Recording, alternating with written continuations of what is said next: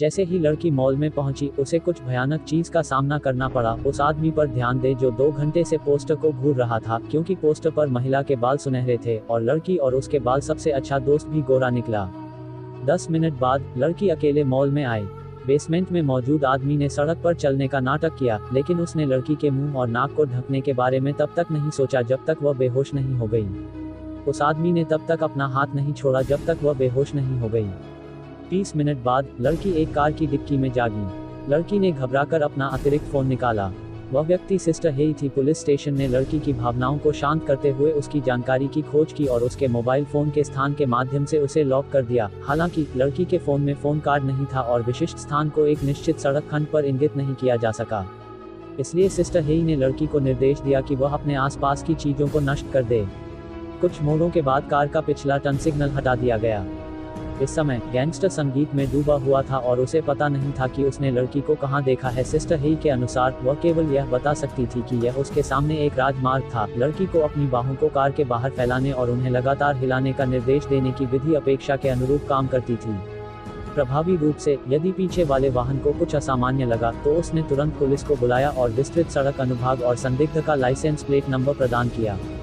इससे भी बुरी बात यह थी कि अपराधी की कार नकली थी। उसने स्पष्ट रूप से देखने की आशा करते हुए एक्सीलेटर को दबाया और उसका पीछा किया।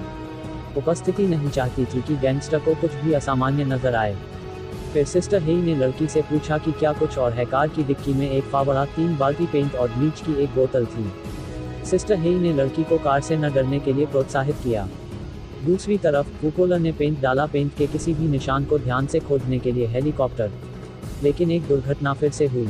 जब गैंगस्टर ट्रैफिक लाइट का इंतजार कर रहा था तो एक दयालु कार मालिक आया और उसने गैंगस्टर को याद दिलाया कि उसकी कार की डिक्की पर पेंट था। बाहर गैंगस्टर केवल शांत होने का दिखावा कर सकता था और फिर वह ओहनो जॉर्डन टिकट की ओर चला गया।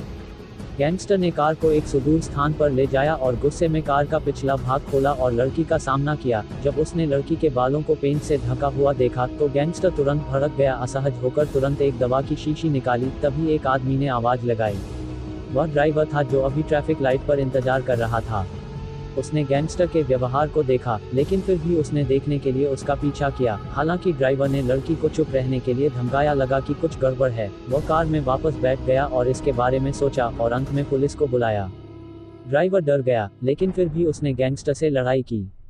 गैंगस्टर ने देखा कि ड्राइवर बेहोश हो गया और उसने अप्रत्याशित रूप से ड्राइवर पर हमला करना बंद कर दिया। सख्त हो गया और फिर से खड़ा हो गया। फिर गैंगस्टर ने अपना मन बदल लिया और लड़की और ड्राइवर को डिक्की में डाल दिया। जब हम यहाँ पहुंचे तो गैंगस्टर पहले ही ड्राइवर की कार में भाग गया था। 15 मिनट बाद ड्राइवर आया ट्रंक में जीवन के लिए।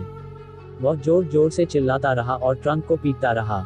लड़की ने उसे चुप रहने और मिलकर कोई समाधान सोचने की सलाह दी, लेकिन जैसे जैसे आवाज तेज होती गई वह आदमी कुछ भी नहीं सुन सका अब और बर्दाश्त नहीं हो रहा था। इसलिए उसने कार को एक पुल के नीचे पार्क कर दिया। इस बार यहाँ तक कि देवता भी उसे नहीं बचा सके। उसने लड़की को गिरफ्तार कर लिया और चेतावनी दी कि बेहतर होगा कि वह आवाज न करे, अन्यथा वह खत्म हो जाएगी। परिणामस्वरूप चालक की कार में ईंधन खत्म हो गया। बंदी ने कार को गैस स्टेशन तक पहुंचाया और जब वह ईंधन भर रहा था तो लड़की ने उसकी गिरफ्तारी का फायदा उठाया। उसकी पीठ रेंगने लगी और उसने अवज्ञा करते हुए मदद के लिए हाथ हिलाया। जब बूढ़े व्यक्ति को पता चला तो उसने खुद का बचाव करने के लिए तुरंत एक चाकू निकाला और गिरफ्तार करने वाले को याद दिलाया कि वह भाग नहीं सकता।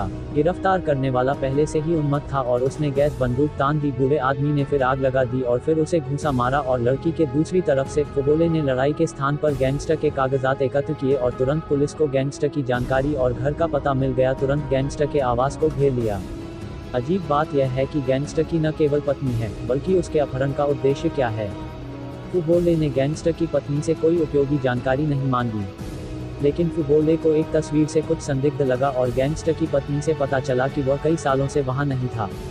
जाहिर है कि यह जगह अब दूसरी तरफ भी सबसे संदिग्ध है। गंतव्य की ओर चला गया। जब उसने लड़की को उठाया तो गैंगस्टर को पता चला कि लड़की पर कुछ था और उसने रास्ते में जो कुछ भी किया उसे फुगोले ने स्पष्ट रूप से सुना और लड़की का मुंह नीवेई ने उठाया। हेई ने उसे लड़की को जाने देने और आत्मसमर्पण करने के लिए राजी किया।